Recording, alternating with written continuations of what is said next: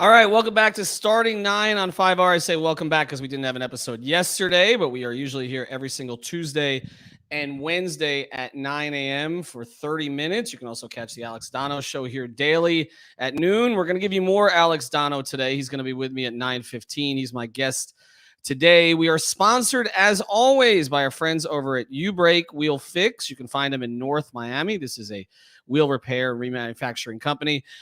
This is the place that you go if your wheels are banged up on the streets of South Florida. This is what you got to go check out because we know infrastructure down here, not so great. You want your car to look great, right? So go down to ubrakewheelfix.com. Again, right there in North Miami. They're in the Miami Shores area.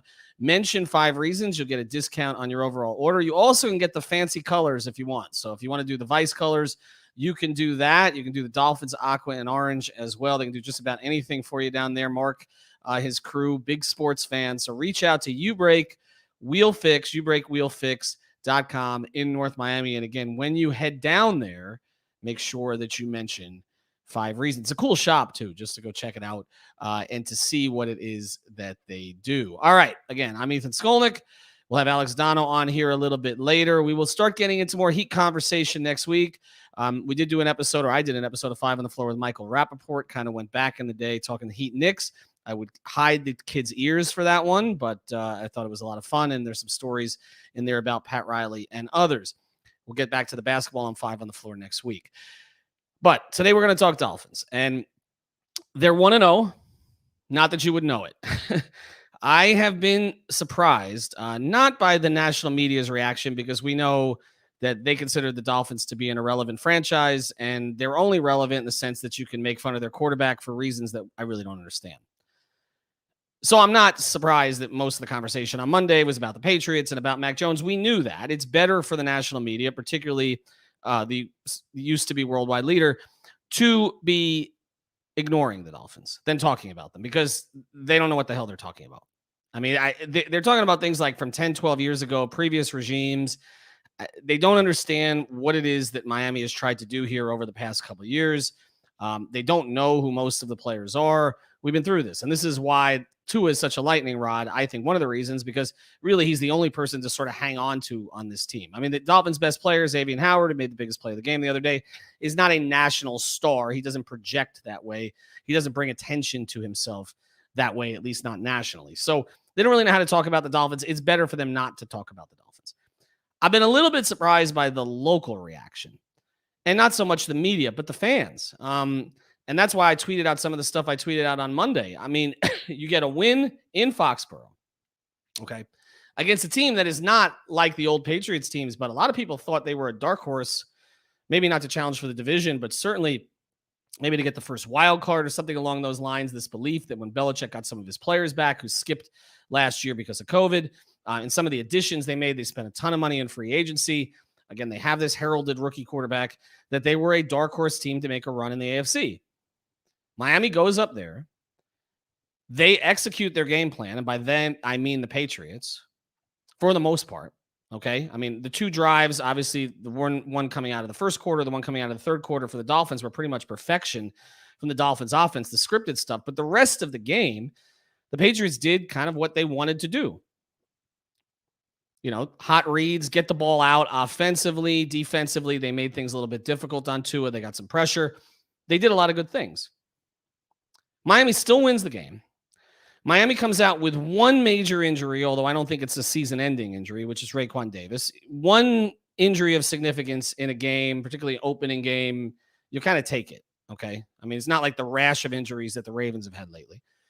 Their best player, who they just paid, or at least restructured his deal, makes the biggest play of the game and earns his money. Javon Holland, a rookie, plays really well in his limited snaps. McCourty, picked up, older player, one of the few sort of 30-something players on this team, has a hell of a game. Waddle, yes, dropped a pass, but also made one terrific catch and has a touchdown. And Devontae Parker, somebody that we were kind of questioning, okay, is he healthy? Is he not healthy? Bailed out his quarterback a couple of times and had a very productive day. These are all good things. And yet, like, Dolphin fans, I feel like are just nitpicking the result. And I'm wondering, what team have you been watching in the past 20 years? Like, how many previous Dolphin teams win that game, right? All that stuff going against them. Patriots are moving the ball. You're on the road. Your quarterback throws a bad interception. How many previous Dolphin teams win that game? I've gone up to that stadium when I used to cover the Dolphins full time with better Dolphin teams than this in terms of talent. Like, for instance, the 2002 team, which had Ricky Williams rushing for 1853, right? Jason Taylor had 18 and a half sacks. That team, probably the most talented team the Dolphins have had, since, I don't know, Shula, right? In the 80s. That was a really talented team. Now, that was the team that, of course, Jay Fiedler got hurt, and Aronde Gadsden got hurt, and Chris Chambers got hurt. And so that 5-1 start, which they got to in Denver, fell apart that night. Ray Lucas came in. They went 2-4, and then they lost the last two games, Minnesota, Chris Carter dropping a pass in the end zone, and then New England. But that was a better team than this. I mean, in terms of on paper, when they were healthy, and they were healthy for that last game in New England, and they had a lead late. And then for some reason, Norv Turner called the same play call 3 straight times at the end of the game. They kept trying to get the ball to Chambers. Terrell Buckley, who was at that point with the Patriots, kept breaking the ball up. Travis Minor made a mistake late in the game. Lindo Mare, of all people, kicked the ball out of bounds. They collapsed. We've seen a lot of those games in New England, right? Well, this team didn't collapse. They could have collapsed. They could have. It looked like they were going to. It looked like Mac Jones was going to drive them for a winning field goal, but you know what? He didn't. Xavier Howard made a play. And ultimately, the Dolphins' strategy, which was to force Mac Jones to be perfect on easy stuff, okay? Which is, all right, you're going to go down. It's going to take you 11, 12, 13 plays to go down the field, and we're going to wait for the mistake. The bend but not break type philosophy. Ultimately, it worked. Ultimately, what the coaches did paid off. I didn't like everything that they did. I don't really understand what was going on there with Jacoby Brissett after he got the sneak. I don't have a problem with the sneak. There were some other things that you kind of question. But overall, coaching staff had its team prepared. Their worst penalty was not really a penalty, which was the Elandon Roberts play, which if you take that out, okay, and I'm going to take it out because it was ridiculous, the Patriots don't score a touchdown in the game. So why the hell are Dolphin fans not ecstatic? I don't really get it. Like, you didn't play your best game. You didn't have Fuller there yet, right? You struggle with the run a little bit early. You win a game in Foxborough. You're 1-0 in the division. And everybody else in the division lost, including the team you're playing this week, which is what we're going to pivot to. I think that it's time for Dolphin fans to breathe, okay? Stop worrying that everything is going to go wrong because it always has. It's a different regime. Now, I'm not saying have outside expectations. This is not a Super Bowl team this year, but I have them at 11-6. Nothing I saw in the opener changed my mind on that. They are kind of a back-end playoff team in the more difficult conference. I mean, every team in the AFC West now is 1-0. There are a lot of good teams in the AFC. And you just saw the depth of the AFC with a Steelers team that I think is a very good team. And I picked them in the opener. That was a 6.5-point underdog and won. I mean, you have a team that's a 6.5-point underdog and is, has as much talent as Pittsburgh still has on that roster and is as well coached as Pittsburgh always is. It's a pretty good conference. So the team they were a 6.5-point underdog against visits Miami this weekend. And the Bills are a 3.5-point favorite. You know what that means? They pretty much have the Bills as a 6.5-point favorite against the Dolphins because you kind of add the 3. They're on the road. So people are saying if this was a neutral site game, it'd be 6.5. If it was in Buffalo, the Bills might be favored by 9.5. So there's not a hell of a lot of belief in Vegas, at least in terms of the way that they're trying to manipulate this to get people to bet both sides of it. There's not a hell of a lot of belief in Vegas that the Dolphins are for real or that the Bills have taken a step back because you're a road favorite of 3.5 after playing poorly and losing at home. Whereas the Dolphins are a home underdog of 3.5 after going up to New England and winning. It seems to me that the week 1 result didn't change the perception of either of these teams at all. And that's why I'm saying this. This is the prove it week for the Dolphins. Because what we've seen over recent years is they can have a win that you're not expecting. And look, I picked them in that game. I went to BetUS, see the top corner here. I used our code 5. I got my bonus. And I parlayed them with the Steelers. And I won a good deal of money on Sunday. But a lot of people didn't do that. Nationally, people were surprised. Very few were picking the Dolphins to beat the Patriots, right? And so there is not a perception, I think, that the Dolphins are really competitive with a team like the Bills. And I think some of that is based in the past. Some of it is based on the fact that previous Dolphin teams have not been able to follow up strong performances with another. So this is the prove it week. You're at home. The fans are back.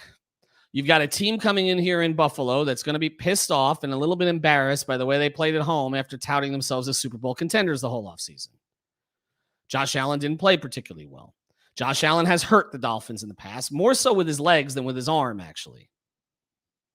They have a lot of talent on that team. But look, teams slip back every year. There were a couple years recently where literally the division winners flipped completely, all 8 divisions from the year before. The fact that the Bills won the division last year doesn't mean anything now. And remember, last year was a weird season. No fans in most of the games. Travel was different. A whole bunch of things going on. This year is a little bit more back to normal. I'm not going to say last year was a fluke any more than I like saying that the Heat going to the finals of the bubble was a fluke. But it was different circumstances, and certain teams took advantage of it. Maybe the Bills are one of those teams. Maybe the Bills are not as good as we thought they were last year. Maybe the Bills are not as good as they looked in that last game against the Dolphins, which they pretty much dismantled the Dolphins, right? But I also think people are looking too much into that last game. You had an extraordinarily young Dolphins team trying to make the playoffs with that kind of pressure, with basically, several of their key offensive players out. I don't know if it's fair. I don't think it's fair to say the Dolphins were better than the Bills last year. They weren't. Okay. The Bills were better. The Bills were going to win that game. Okay. But I think the margin was exaggerated. Tua forced things he didn't force the rest of the year because they had to. He was trying to come back. So I don't know that that was an accurate gauge of where both of those teams were then. And I don't think it's an accurate gauge of where they are now. Look at the Dolphins' skill guys from then as compared to now. And you're adding Will Fuller this week. And now you're starting Fuller, Parker, and Waddle. With Wilson, perhaps Grant, perhaps Hollins behind them. With Gesicki, who I would think would be worked more into the game plan this week, and Adam Shaheen, for what it's worth, coming back. And Gaskin and Ahmed both had moments last week. I think that Ahmed needs to touch the ball more. But that's a lot of guys. The Dolphins didn't have all those guys in the last game of the season last year. And the reality is they haven't had that many guys when? Ever? And I'm talking about ever, like since Duper Clayton and company. When have the Dolphins started a skill group? I'm talking about the receiver position. With as much talent and versatility as this one. As much speed as Waddle and Fuller provide. A guy in Parker who can go up and get it. This is a talented skill group for the Dolphins that we're not accustomed to seeing. And I think it's just a question of utilizing all of them, not just when you can script it out of the first quarter, start the third quarter, but when you can't. Can the coordinators, particularly Godsey, make the adjustments to put Tua in the best position? And also, reality, we can't let him off the hook. Can Tua sometimes make something happen where there is nothing? Because I feel like if you give him a game plan and you give him a script at this point, he can execute it with this group. We saw it in the first quarter. We saw it at the start of the third quarter. But things are going to go awry. That is why, if you look at what the Rams did this offseason, they got rid of Jared Goff and they went and got Matt Stafford. Why? Now, Stafford hasn't won a damn thing in Detroit, right? And a lot of it is circumstantial. Nobody's ever won a damn thing in Detroit. The best running back of all time, in my view, never won a thing in Detroit. One of the top 10 receivers, one of the top 5 most talented receivers of all time, never won a thing in Detroit. But the reason they went out and got him was because Jared Goff could not do anything when things broke down. We saw that against the Dolphins last year. Matt Stafford can. That is the next step for Tua. Buffalo's going to force him to do it. Can he do it? We're going to talk to Alex Dono about that here next and get into this line, because I think it's interesting that really what the Dolphins accomplished last week and what the Bills didn't accomplish didn't seem to have any effect on the people setting the lines out in Vegas, which tells you something. But anyway, bet it at BetUS using the code 5. This is where you go to make all of your bets. They've got the best platform there. You can do the live betting. You can hedge against it during a game if you've gone one way and need to go back the other way. This is another one, too, where they don't make you do a ton of rollovers. Some of these, they make you do a ton of rollovers. You almost never see your money. If you use the code 5, just put it in there, decide what kind of bonus that you want, but you can get up to 125% bonus, and you will be able to get your money back before now and the end of time, okay? Which, again, not something with all of them. So go to BetUS. It's BetUS_official on Twitter or betus.com. Use that code 5, F-I-V-E. We're also going to be doing a Thursday night show. We're bringing in a new host with us, Alfredo Arteaga, and myself and Jim Rodriguez, and we'll introduce our new host for tomorrow's show. I was the only one to get last week's Thursday night game wrong, so I'm in last place. All right, now we're going to bring on the host of Dono Daily. You can find him here every single day at noon. He's here noon to 1. He works a lot harder than me. He also has what looks like a more professional studio. Slightly, ever so slightly. I'm still people refer to this as the bunker. Like I've had people on my stream, on my chat saying, "Oh, you need to step up your studio. Are you in a bunker? I need to upgrade my closet door." Apparently, so I still get bantered about this all the time. You do need to upgrade the closet door, although we'll say it's better than my closet doors. I've got the white metal ones, which I actually. Long story, but I moved across the hall. I sold my place, and there's a bigger place across the hall, so I'm renting, so I can't change the doors, okay? So it's got those metal doors from like the 1950s, and so I will say that your white, your faux wood finish behind you is preferable to what I have in my room and my daughter's room. I also actually do have an office here, but you wouldn't be able to see me under all the boxes, so that's why I come out to my. That's why I come out to my kitchen. All right, you can follow him at Alex Dono. His show is sponsored every day by Quarterdeck. My lunch is sponsored every day by Quarterdeck. So make sure you go over there. It has gotten to the point, Dono, where I go to the one on 17th Street, and they basically say, which of the 4 things you usually get are you getting today? That's the best. That's when you know you don't diversify enough. And they look at you stunned when you pick out something else. All right, let's get to it. We also both have codes. There you go. We also both have codes at BetUS, and we're running a competition there. You can tell the people your code. What is your code? I appreciate that. Yeah, my code is 5RSN125, and I think we have the same hookup. So if you use my code or Ethan's code, mine is 5RSN125. If you use credit card, you get a 125% sign-up bonus or 200% with crypto when you sign up and use the code. God, my code is so much easier than yours. I know. It's 5. I think you got to pick yours. I didn't get to pick mine. They gave I gave them some options, and then they gave me what they gave me. Yeah, they give you what you give me. All right, so use the code 5. Anyway, let's get to it. I looked up BetUS, and I will be honest, I am surprised because I feel like this number would have been 3.5 or roughly so for the Bills if last week never happened. Like to me, that's when you look at it before the season, you're like, okay, Dolphins will probably be. I mean, they got blown out by the Bills the last game last season. The Bills are bringing pretty much everybody back. I mean, they consider themselves poised for the Super Bowl. They've had some playoff experience, even if it didn't go the way that they wanted it to. Dolphins will probably be between a 3 and a 4 point underdog at home against them in the second week. They are between a 3 and a 4 point underdog at home in the second week, even though they went up to New England and beat a potential playoff team. And the Bills at home lost to a potential playoff team. And so it's almost like everybody's unmoved by it. Like, it's just, okay, I mean, these teams are what they were last year. Give me a reason why they're not. Give me a reason why it should be different.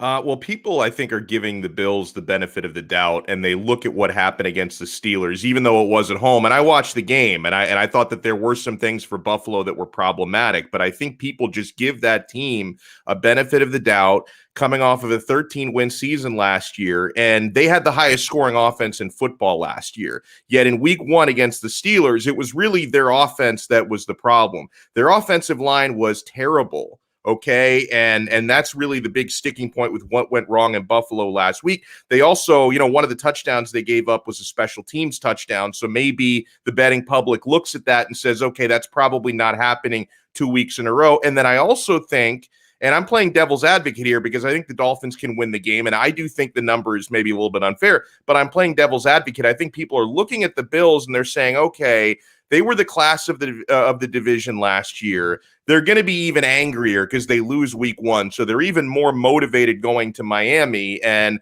Miami hasn't beaten them in Miami in a while. I think the Bills have beaten the Dolphins 5 straight times. I think the last time the Dolphins beat the Bills in Miami might have been that time when Josh Allen was a rookie and he threw that. He missed Charles Clay wide open. I think that was the last time we actually beat the Bills in Miami. So it's been a minute. And then on the flip side of it, Ethan, you and I both know this very well. People are doing whatever they can to essentially consider what happened to the Dolphins on Sunday to be a loss, even though it was a victory, right? Because, oh my God, Mac Jones, he was spectacular.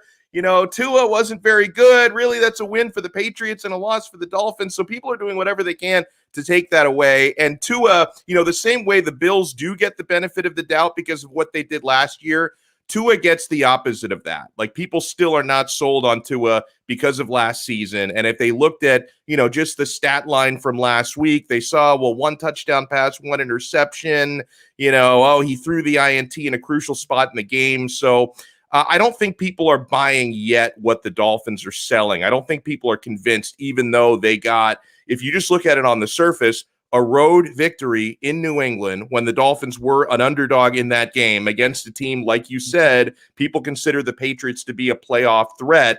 I feel like people should be a little bit more giving credit to the Dolphins for what they did, but I don't see it happening.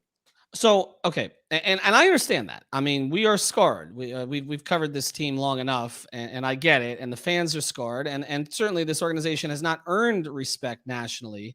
I think to me, it's one thing when the Heat don't get respect nationally, it's kind of irritating because it's like, what the hell else do they have to do? I mean, they're clearly one of the 3 top organizations in the sport over the past 25 years.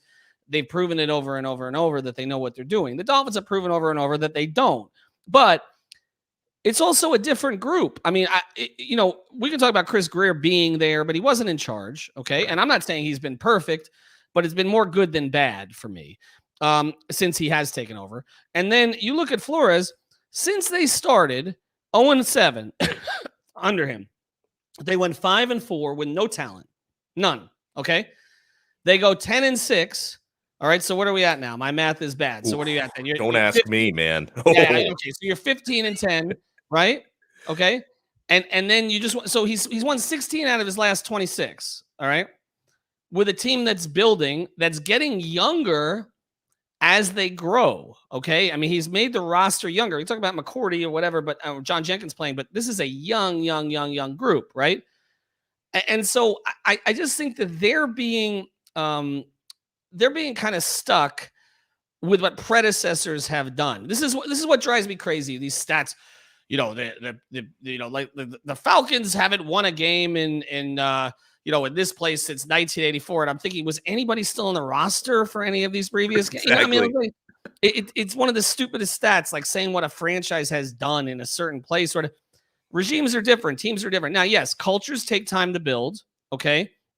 But if you've proven so far that you have a culture that does lead to wins, that does lead mostly to discipline, they don't commit stupid penalties. Right. They don't beat themselves. The coach doesn't do a whole bunch of things. The Brissett thing on Sunday, but it does do a whole bunch of things that leave you like literally. I love Wannstedt. There were 4 things in that quarter, okay, that I'd be like, Dave, how many Heinekens did you have last night? Right?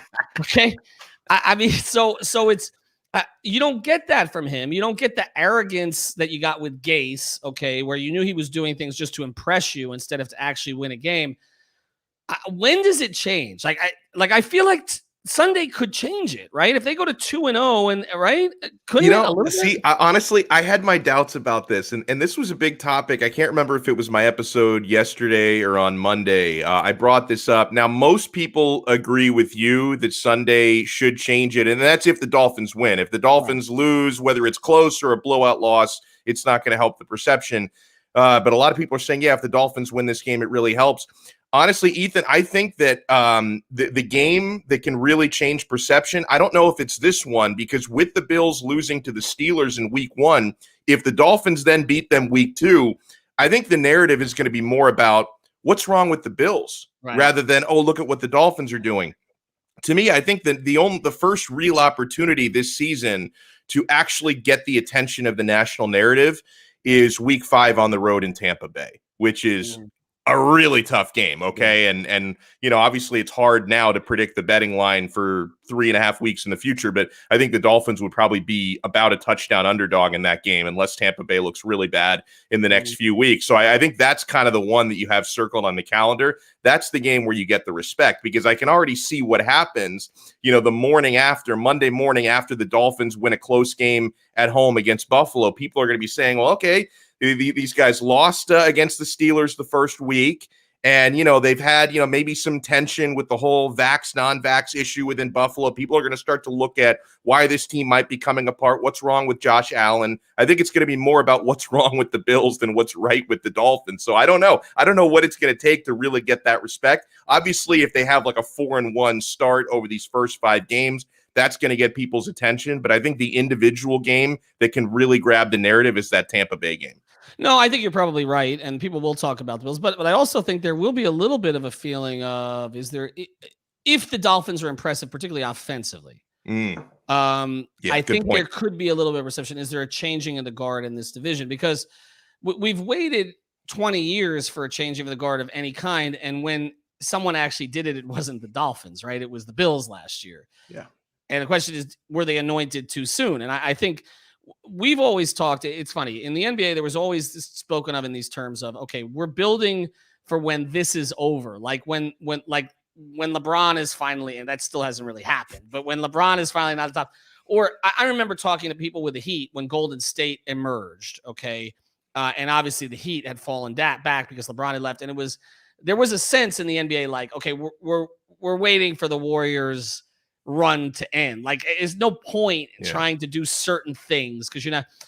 And I feel like that was the case in the AFC East with the Patriots for a long time. It's like until Brady's gone, there's no opening. Now, last year there was an opening, and the team that jumped into it was the Bills. There could be a little bit of a narrative turn this weekend if the Dolphins look really impressive against the Bills. That wait, maybe we picked the Patriots' successor in the division too soon. We know it's not the team in New York, even though I like their coach. All right, we're going to get back to this with Dono here in a second. Before we do, we actually have the same damn code for this one. Underdog Fantasy. Go to underdogfantasy.com. Use the code 5RSN. They should all be 5 throughout the network. I'm sorry, but this is what we do. The code 5RSN. This is the same one we have for Manscaped. So you want to get yourself cleaned up, play some fantasy while you're doing it. 5RSN, $25 upon sign up, no matter what you decide to play there. Yes, they had the best ball stuff and those closed up, but they have more tournaments going on all the time. And listen, after week 1, your fantasy team is already bleeped. Okay. For some of you, it probably is. Go here and start a new league, start a new draft. And also you can play the player prop pick'ems there as well. So you can play those too. So just go to underdogfantasy.com, use that code 5RSN. They got a really good team there. They got a money back guarantee if things don't work out for you there. So go to Underdog Fantasy, use the code 5RSN. All right, let's get to it then. To it. What do we think we see on Sunday? Like, what is your most likely scenario outcome, and how does it happen? Well, as far as how it's going to happen, I think the Dolphins are going to have to throw the football a lot, because I could see the Bills taking the Dolphins ground game away. They really did a nice job on Najee Harris last week. That was obviously a tough debut for him, getting his first NFL game against a defense like that. So I think it's really going to come down to, I know everyone wants to put it on Tua, but I really put it on the receivers, because when you have the speed and elusiveness and the playmaking ability, you have guys who can turn a short slant into a big game. I'm very curious to see just how much we see of Will Fuller, because this guy, like, he's basically a ghost. I mean, he had like 1 or 2 practices because he was, he had injury concerns throughout training camp. Then he was suspended for week 1. He is a veteran, so it's not like if this was a first or a second year guy, then you'd be real tentative to give him snaps his first game. But I think he could end up having a pretty decently sized role. Waddle looked good last week. I need to see more of that. Devontae Parker looked very good last week, obviously. So we need to see that speed and playmaking ability at wide receiver, because I think the Dolphins are going to have to throw the football. So this is going to be one of those games where people can perceive it as, the passing game for Miami is going to win or lose this game. Now, the defense, they need to, and they got a lot of pressure, more pressure than I initially thought until I went back and rewatched the game against Mac Jones. He actually took a lot of hits in that game. The Dolphins were unlucky not to get more sacks. And, the sacks they thought they had, the official said it was a low hit, which was absolute BS. So, they need to make Josh Allen's life miserable. I see this being a really close game, Ethan, no matter what. I could talk myself into a 3-point Dolphins victory or a 3-point Dolphins loss. I'm going to err on the side of optimism because I think the defense has more big plays in them. So I'm going to go with a 3-point Dolphins victory. It might be a little bit more high scoring than the Patriots game, but somewhere around there. So I think they're going to have to win this like 2017, 23-20, something along those lines. And they're going to have at least 1 turnover in this game. So hopefully X comes up with another one. But I think that's how it's got to be. I think it's going to be another ugly type win. And listen, as far as the NFL goes, you win pretty, you win ugly, it does not matter. I actually think they're going to win this thing going away. And this goes against all of my prior instincts and probably my good sense. But I feel like the Bills are one of those teams. We see this every year, where there is a team that jumps up one year, is highly touted, and then things just don't go right early in the year. I also watched that game on Sunday. I think there are things Miami can exploit. And I think the thing that is, I don't think people are realizing is, to me, this is the best group of receivers potentially that this team has had since I can't remember. I remember when Chris Chambers was the 3rd wideout as a rookie and made a ton of plays, but I can't remember them having 3, 4, 5 guys who can give you, whether it's speed or size, versatility, can move you all over the formation. And then with a tight end, who I know was not featured in week 1, but gives you that additional dimension. I just, if they can protect enough, I just think Tua getting the ball in the hands of these guys, okay, yards after catch, I feel like there's something they can do there against this team. So I just feel like coming home in that building with a full crowd, I don't know. And then they're going to lose 42-13, and I'm going to be and the other part of it that I forgot to mention, which does tie into this, I think it's a 1 p.m. game at home. Yeah. Right. We need more of those. Right. I mean, I definitely, as far as conditioning goes, I don't know if this is going to make the difference in the game or not. I hope it does, because we've seen that happen over the years where that's made a big difference. The team that practices in that weather should have an advantage against the team that practices in Western New York. What's it going to be? I was just going to look it up here in my, which, by the way, this thing is never right. Like they will tell you, I mean, this weather thing on iPhone. Okay. It's the worst. Like, it's literally going to tell you, it's going to tell me it's raining outside when it's not. And it is when it is.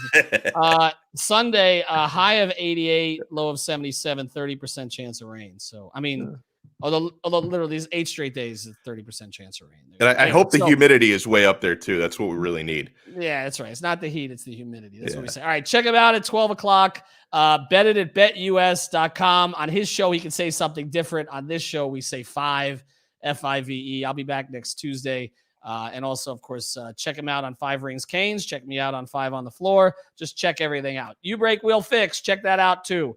Have a good day.